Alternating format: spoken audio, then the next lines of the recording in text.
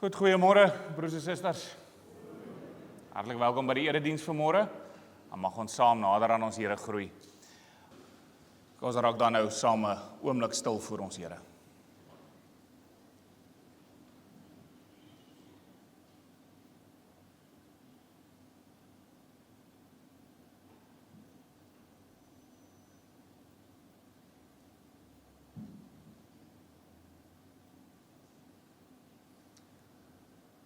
Ek kyk op na die berge. Waar sal my hulp vandaan kom? My hulp is in die naam van die Here wat hemel en aarde gemaak het en getrou bly tot in alle ewigheid. Verhef julle hart tot God, ontvang sy seën, genade, barmhartigheid en vrede vir julle van God ons Vader, ons Here Jesus Christus, en ryklik vermeerder deur die werking van die Heilige Gees. Amen. Ons staan, dan sing ons saam 'n loflied vir die Here, Psalm 18, daarvan die 1ste en die 10de vers, en ons bly staan om saam ons geloof te bely.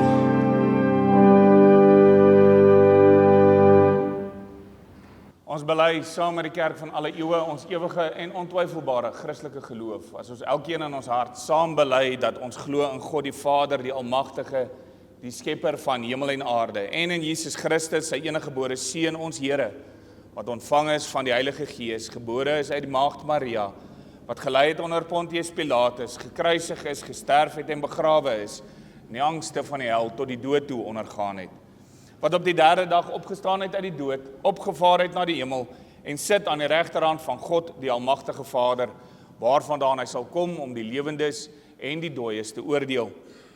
Ek glo in die Heilige Gees, ek glo aan 'n heilige algemene Christelike kerk, die gemeenskap van die heiliges, die vergifnis van sondes, die opstanding van die liggaam en die ewige lewe. Amen.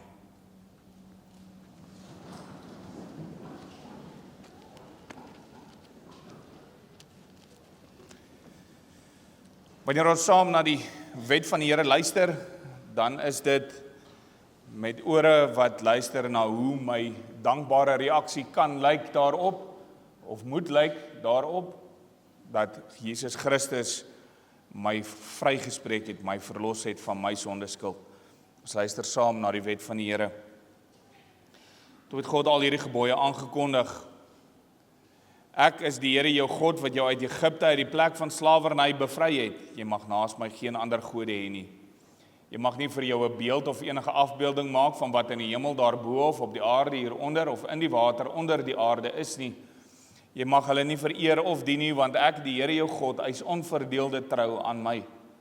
Ek reken kinders die sondes van hulle vaders toe, selfs tot in die 3de en 4de geslag van die wat my haat. Maar ek betoon my liefde tot aan die 1000ste geslag van die wat my liefhet en my gebooie gehoorsaam. Jy mag die naam van die Here jou God nie misbruik nie, want die Here sal die een wat sy naam misbruik nie ongestraf laat bly nie. Sorg dat jy die Sabbatdag heilig hou. 6 dae moet jy werk en alles doen wat jy moet, maar die 7de dag is die Sabbat van die Here jou God. Dan mag jy geen werk doen nie, jy of jou seun of jou dogter, of die man of vrou wat vir jou werk, of enige dier van jou, of die vreemdeling by jou nie. Die Here het in 6 dae die hemel en alles daarin gemaak, die aarde en alles daarop, die see en alles daarin. Op die 7de dag het hy gerus, en daarom het die Here dit as gereelde rusdag geheilig. Eer jou vader en jou moeder, dan sal jy lank bly woon in die land wat die Here jou God vir jou gee. Jy mag nie moord pleeg nie, jy mag nie egbreek pleeg nie, jy mag nie steel nie, jy mag nie vals getuienis teen 'n ander gee nie, jy mag nie iemand anders se huis begeer nie, jy mag nie sy vrou begeer nie, ook nie 'n slaaf of slavin, 'n bees of 'n donkie, of enigiets anders wat aan hom behoort nie. Terwyl ons so sit, maak ons onsself klein voor die Here deur die belydenis van Psalm 32, daarvan die 2de vers.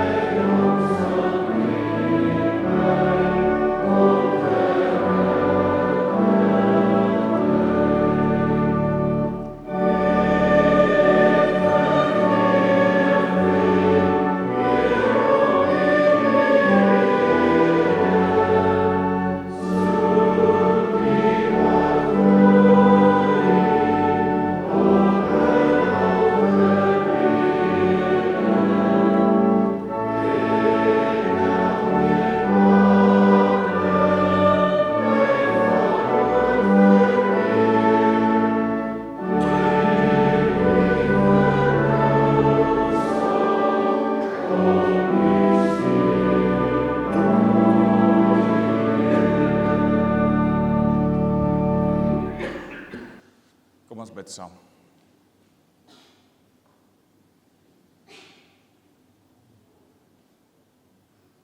Ons almagtige God, ons hemelse Vader, ons kom op hierdie rusdag weer voor U en ons word klein. Soveel van ons bestaan in die week is dikwels om groot en belangrik te wees. En soms groei dit uit proporsie uit. En is dit nodig vir ons om vanmôre weer voor U te kom en onsself in die regte verhouding te sit. Te onthou ek is ook maar mens, klein, nietig stofkorreltjie in terme van die heelal, gemeet teen alles wat bestaan, eintlik maar niks nie, en tog noem U ons die kroon van U skepping. Tog skape U ons na U beeld. Tog maak U bemoeienis met die klein stofkorreltjies wat ons is, soveel so dat U seun, ons Here Jesus Christus, mens word, onder ons kom woon. En die volle som vir ons skuld op hom neem, vir sy rekening vat. En dat die skuld afbetaal word, deurgehaal word. Dat ons koning en verlosser aan die einde van die transaksie uitroep, tetelestai, dit is volbring, dit is klaar, dit is afgehandel. Dankie Vader dat ons na U toe kan kom as U kinders, dat ons vrye toegang het tot U, dat dit ons gegeen word deur die bloed van U Seun Jesus Christus. En dat ons juis in hierdie oomblik vir 'n oomblik kan inneem die feit dat ons rekening voor U onbetaalbaar groot is en U tog self daarvoor instaan, dit deurhaal, dit betaal. En daarom is die feit dat ons hier is, die feit dat ons U mag ken, die feit dat U woord vir ons oopgaan, die feit dat U Uself aan ons openbaar, die feit dat ons kan beroep op die soenverdienste van U Seun Jesus Christus, kan niks anders as genade, onverdiende goedheid wees nie. Ons verdien niks daarvan nie, dit bely ons o Vader, en ons dank U dat ons tog alles in Hom, ons Koning en Verlosser Jesus Christus ontvang.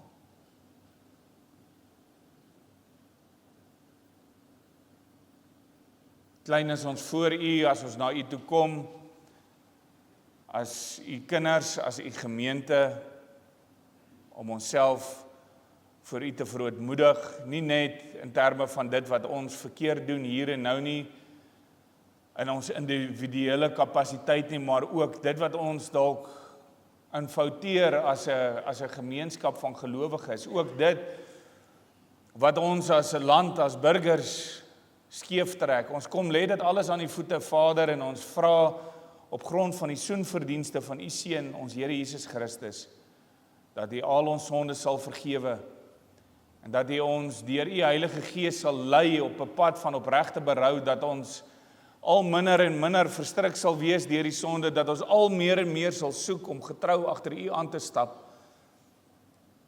Wil U ons eie willige sondige harte in hierdie land omdraai en sag maak, dat ons diensbaar sal wees in U koninkryk, dat ons die knie sal buig voor die ware koning, en dat ons daarvan sal getuig oral waar ons gaan. En daarom doen ons dan ook voorbidding vir ons land vanmôre, Vader, nie net vir die geweld en vir die omkopery, vir die korrupsie wat daar in ons land heers nie, ja, dit veral ook, Vader. Maar ons sien die tekens van die eindtye, pes onder die vee. Ons sien in die besonder in hierdie back and claw uitbraak wat daar is.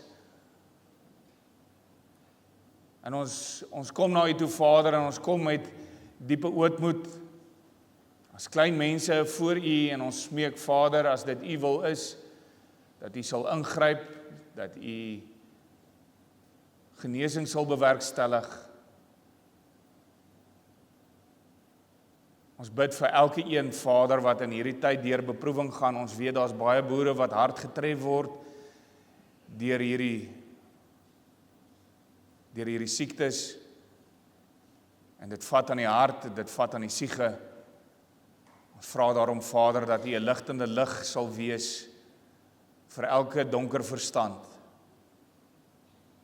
Ons vra dat U sal begelei en lei deur U woord, die lamp vir ons voete.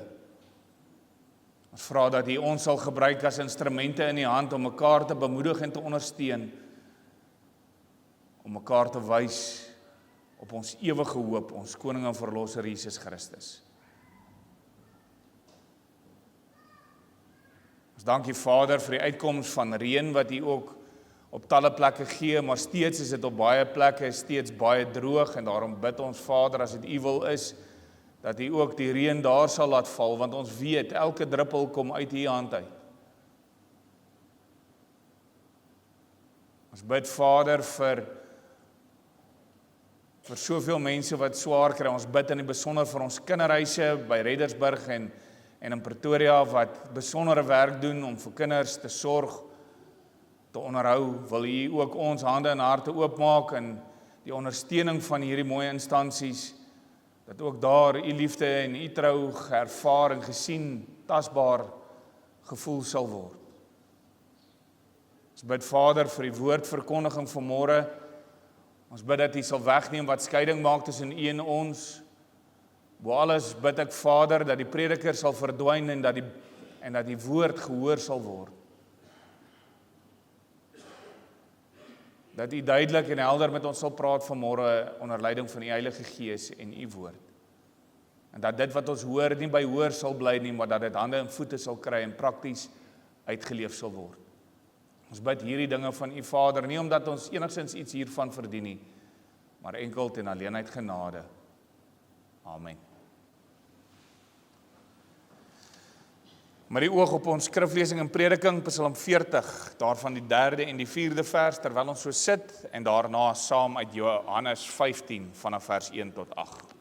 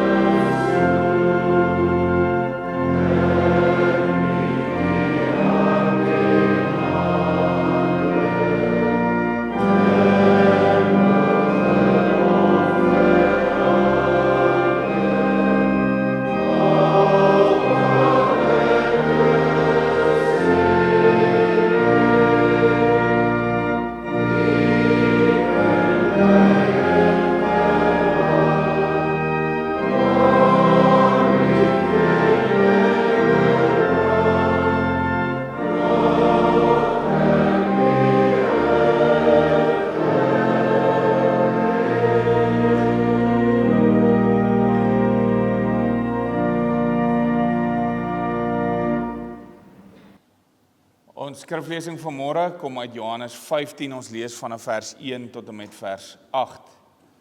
Ons luister saam na die woord van die Here.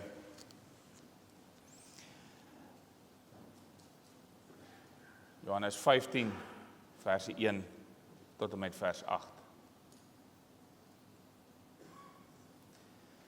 Ek is die ware wingerdstok en my Vader is die boer. Elke loot aan my wat nie vrugte dra nie, sny hy af. Maar elkeen wat vrugte dra, snoei hy reg, sodat dit nog meer vrugte kan dra. Julle is alreeds reg gesnoei deur die woorde wat ek vir julle gesê het. Julle moet in my bly en ek in julle. 'n Loot kan nie uit sy eie vrugte dra as hy nie aan die wingerdstok bly nie, en so julle ook nie as julle nie in my bly nie. Ek is die wingerdstok, julle die lote, wie in my bly en ek in hom dra baie vrugte, want sonder my kan julle niks doen nie. As iemand nie in my bly nie, word hy weggegooi soos 'n loot en hy verdroog. Die mense maak sulke lote bymekaar en gooi dit in die vuur en dit verbrand. As julle in my bly en my woorde in julle, vra dan net wat julle wil hê en julle sal dit kry. My Vader word juis daardeur verheerlik, dat julle baie vrug sal dra en my disippels is. Ons lees tot sover. Ons teksvers, vers 4. Julle moet in my bly en ek in julle. 'n loot kan nie sy eie vrugte dra as hy nie aan die wingerdstok bly nie. En so julle ook nie, as julle nie in my bly nie.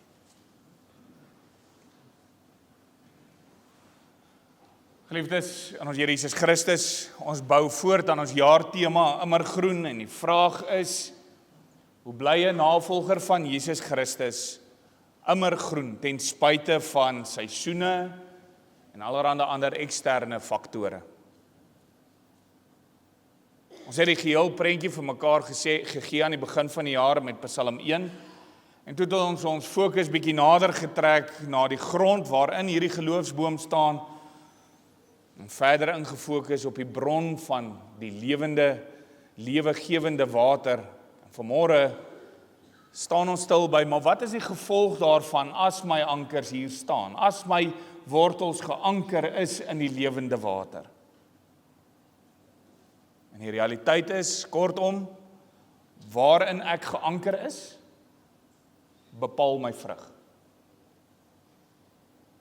In ons teks spreek ons Here Jesus juis die vraag aan, as hy sê, julle moet in my bly en ek in julle. 'n loot kan nie uit sy eie vrug dra nie, as hy nie in die wingerdstok is nie. Dit so 'n mooi duidelike prentjie van hierdie verhouding tussen God en ons, sy kinders.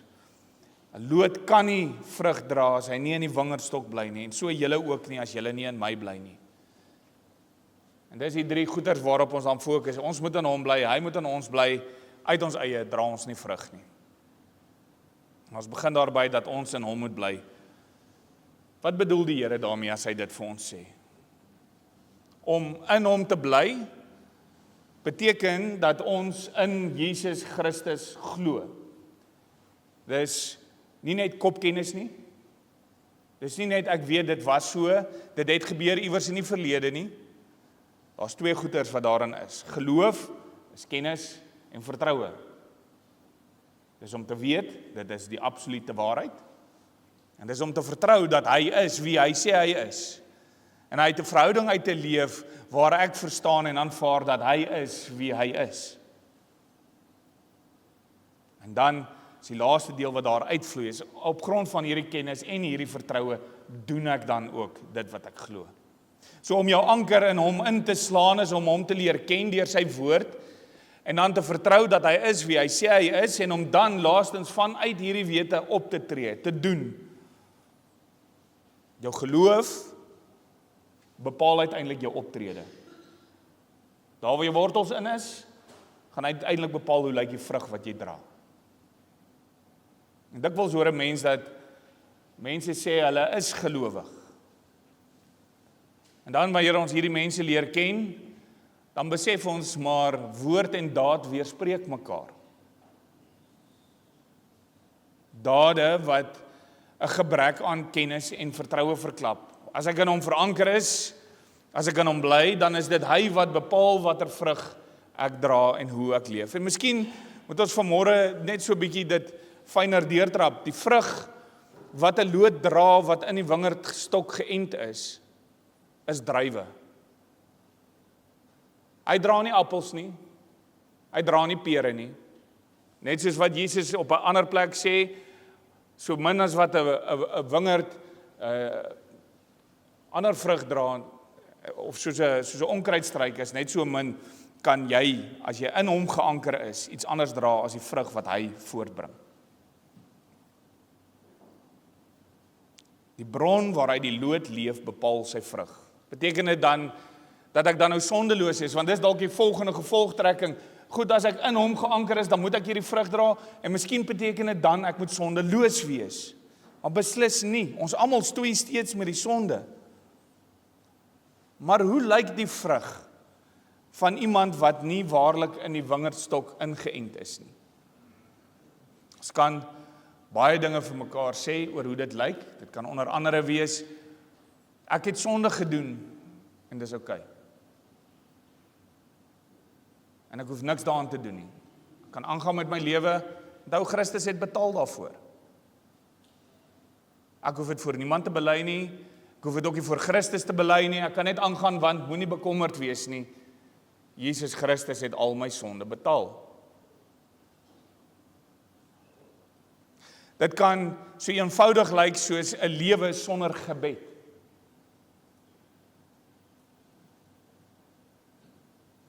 Die redenasie kan verder wees, Jesus het gesterf vir my sonde, so ook al het ek verkeerd gedoen, ek weet dit is vergewe en dan bly ek in die sonde.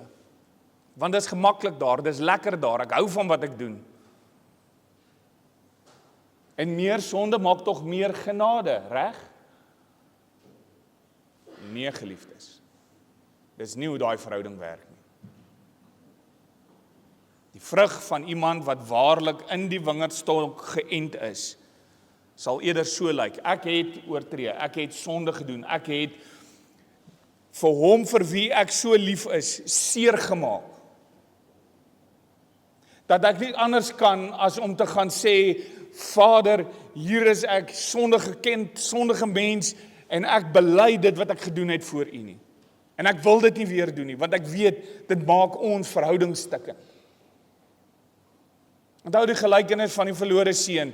Daar gaan hy doen sy eie ding, hy verkoos sy pa se geld en alles, en hy gaan sit daar by die varke, en dan kom hy tot die insig, maar dit is vir my beter by my pa as wat dit hier so is, en dan gaan hy terug na sy pa toe, en hy sê, maar pa, ek het voor U en voor God gesondig. Ek sal soos 'n slaaf werk, ek gee nie om nie, ek wil net by U wees. Dis die hart van iemand wat waarlik glo.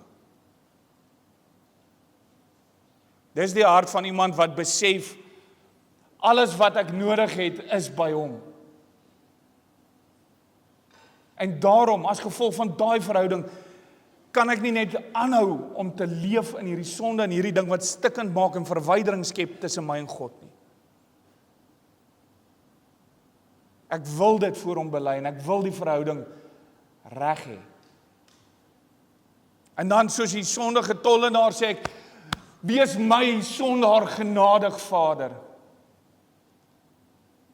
Het lyk soos iemand wat dit waaroor hy struikel uit die pad uitvat. En sê, ek gaan nie aanhou hier oor struikel nie.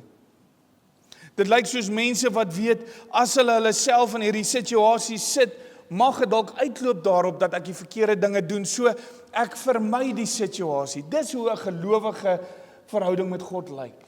Iemand wat in hom ingeplant is. Dit lyk soos mense wat besef dat hierdie begeerte of gedagte wat by my opkom, dat dit nie hier tuis hoort nie, so ek bely dit onmiddellik voor God. Ek neem my gedagtes gevangene, gee dit dadelik oor aan die Here. Ek weet hierdie gedagtes is verleidelik en verkeerd en daarom bely ek dit voor die Here as hulle by my opkom en bely dit nog voordat hulle dade word. As ek in hom bly, moet ons besef ook, dis die genade daarvan dat hy in die eerste plek ook in ons bly. En dan bly sy woorde in my en besef ek dat ek elke gedagte gevangene moet neem en aan hom moet opdra. Dan is sy woorde nie holklanke een keer 'n week as ek hier op 'n Sondag hier kom neersit, myself kom neersit nie. Dan is sy woorde iets wat ek elke dag oordink. Onthou wat Psalm 1 gesê het. Wat dit dag en nag oordink. So is 'n boom wat by waterstrome geplant is, wat sy wortels na die watervoor uitsteek, wat sy woord dag en nag oordink. Dis die lewende woord wat elke dag in my ore en my gedagtes opklink. In Johannes 8:31 wys Jesus op die belang daarvan om in sy woord te bely. Dis om na sy woord te gaan en deur sy woord gevoed, toegerus en versterk te word. En elkeen wat vrug dra, dan snoei hy reg, sodat dit nog meer vrug kan dra. Julle is alreeds reg gesnoei deur die woorde wat ek vir julle gesê het. As ek in hom bly, dan dra ek noodwendig vrug. En as ek vrug dra, dan snoei hy my nog verder reg met sy woord, sodat ek nog meer vrug kan dra. En dit moet ons vir mekaar sê, geliefdes, om gesnoei te word is nie lekker nie.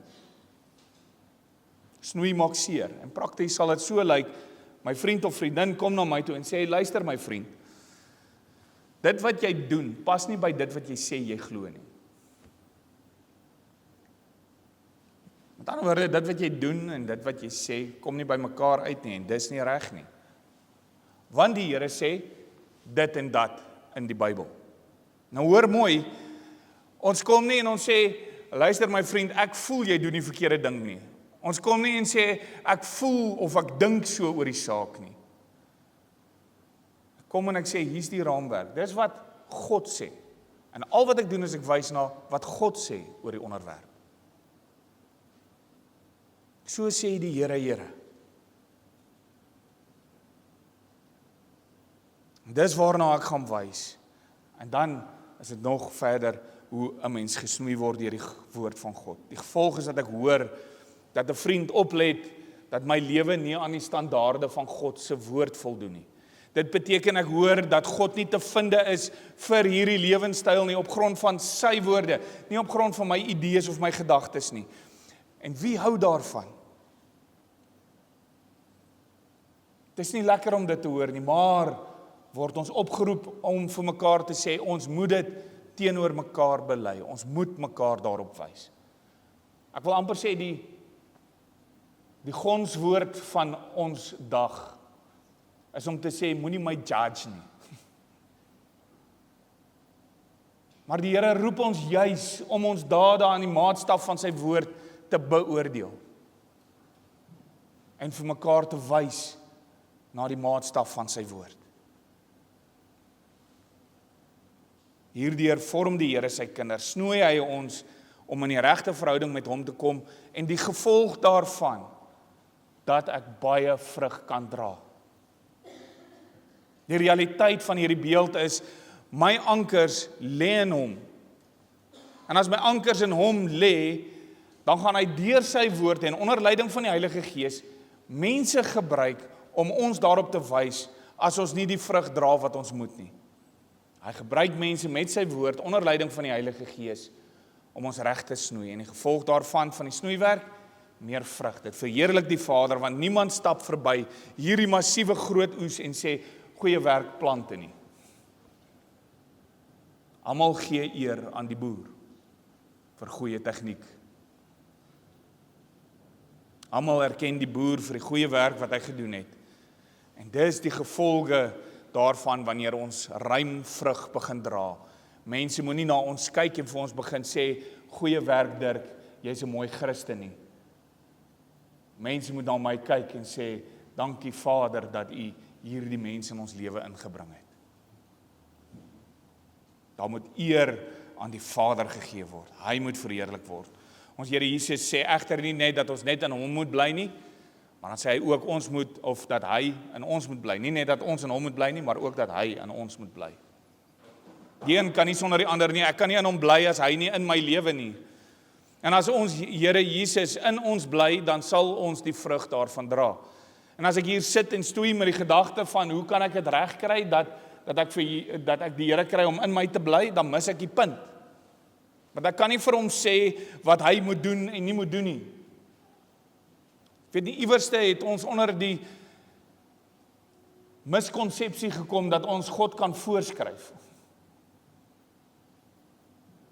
Geliefdes, ons is stofkorreltjies, klein nietige mense, ons is nie die lewende God nie.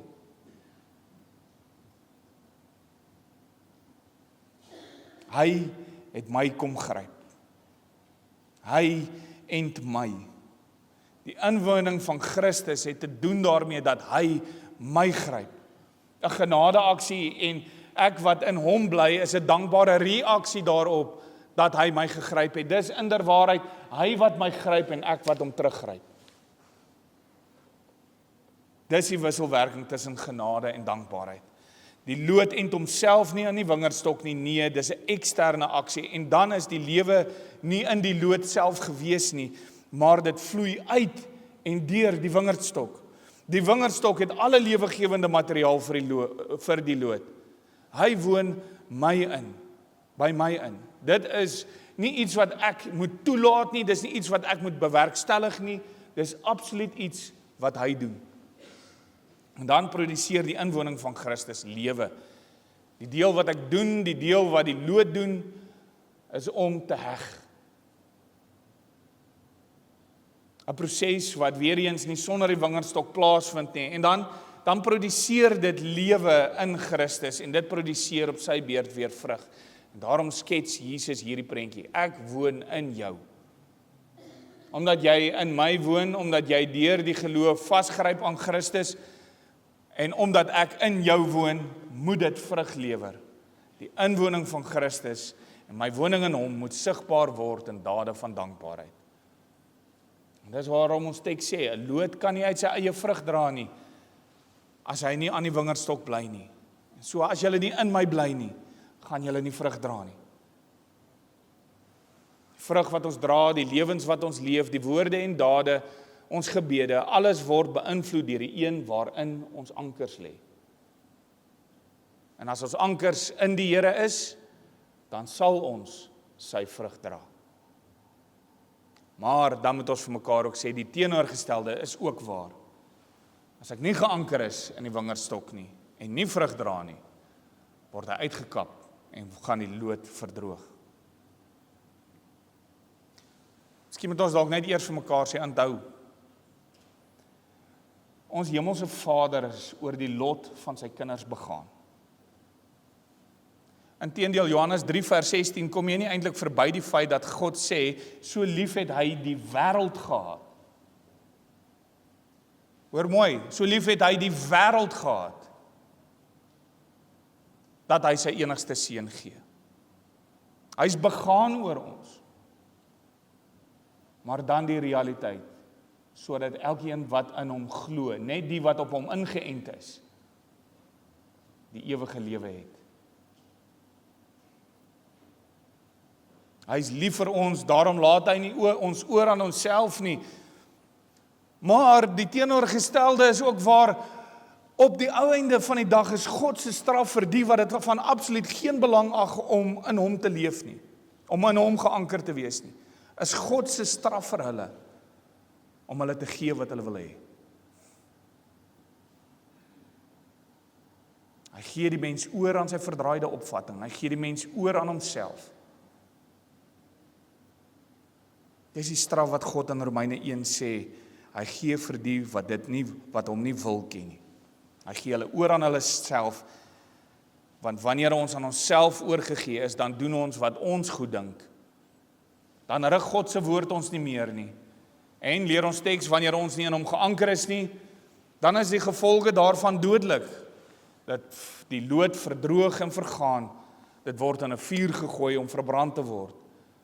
En daarom doen hy die moeite om ons te snoei deur sy woord.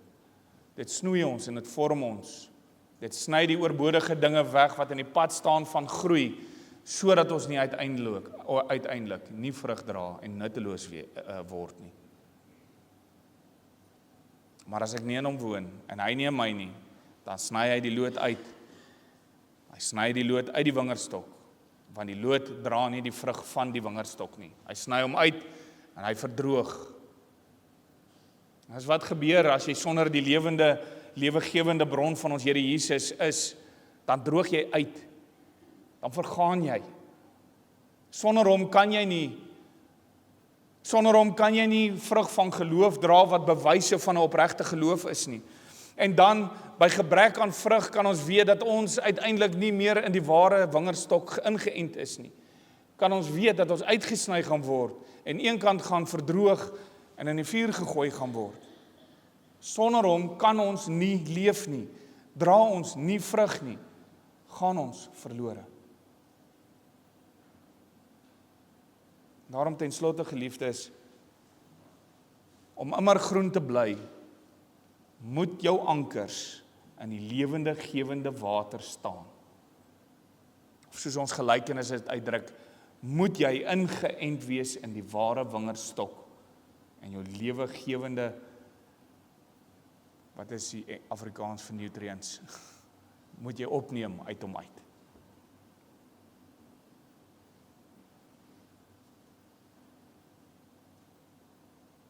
Toets of my ankers op die regte plek staan, is die vrug wat ek dra? Is die vrug wat ek dra, vrug wat by hom pas? Jy sien, 'n loot op sy eie dra nie dankbare vrug nie. Slegs 'n loot wat geënt is op die ware wingerdstok. Die loot se vermoë om die regte vrug te dra is direk eweredig gelyk aan die plek waarop hy ingeënt is. En die grootte van sy oes word aangehelp daardeur om op die regte tyd weer gesnoei te word. En al hierdie dinge geskied deur sy woord en daarom leer ons teksvers ons en wil die Here ons vanmôre weer dit vasmaak in die hart. Julle moet in my bly en ek in julle. 'n Loot kan nie uit sy eie vrug dra nie, as hy nie in die wingerdstok bly nie. En so julle ook nie, as julle nie in my bly nie. Mag God ons deur sy Gees daartoe help. Amen. Kom ons bid saam. Ons almagtige God, ons hemelse Vader, ons dankie vir u woord. U woord waarin u ons leer wie u is. U woord waardeur ons in u veranker word. U woord waardeur ons lewegewende water ontvang. Waarin en deur ons gevoed word. Dankie Vader dat u ons roep om in verhouding met u te staan, dat u ons lei deur u woord en deur u Gees om u te ken en dan in so 'n lewende verhouding te staan. Wil u gee Vader dat ons die eindwerk wat u reeds gedoen het, dat ons daarin sal heg en sal vasgroei. Dat ons uiteindelik lewende lote sal wees wat vrug dra. Vrug dra wat pas by die wingerdstok waarop ons ingeënt is. Mag die wêreld na ons kyk en u verheerlik. Mag u naam groot gemaak word in ons doen en late. Mag ons dankbaar reageer op die feit dat u ons gegryp het, deur self terug te gryp. Ons bid hierdie dinge van u Vader, nie omdat ons dit verdien nie, maar alleen uit genade. Amen. Ons gee geleentheid vir ons dankoffer. Ons antwoord op die skriflesing in die prediking, Psalm 128, daarvan die 1ste en die 4de vers. Wie deur Gods vrees bewoë, trou op die weg wil gaan, waarom Gods wil voor oë en klaar geteken staan, die arbeid van sy hande sal hy met vreug geniet, wanneer die koninglande met seën hul opbrengs bied. Sing saam, Psalm 128, vers 1 en 4.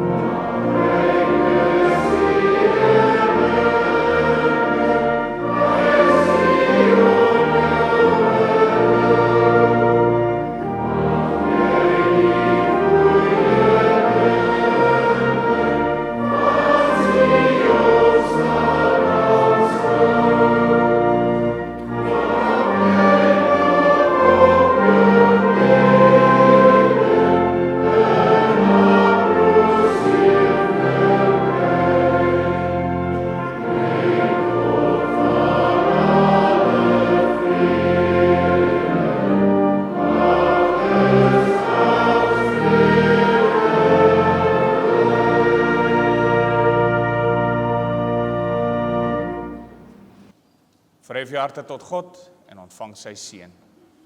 Die genade van ons Here Jesus Christus en die liefde van God en die gemeenskap met die Heilige Gees is en bly met elkeen van u. Amen.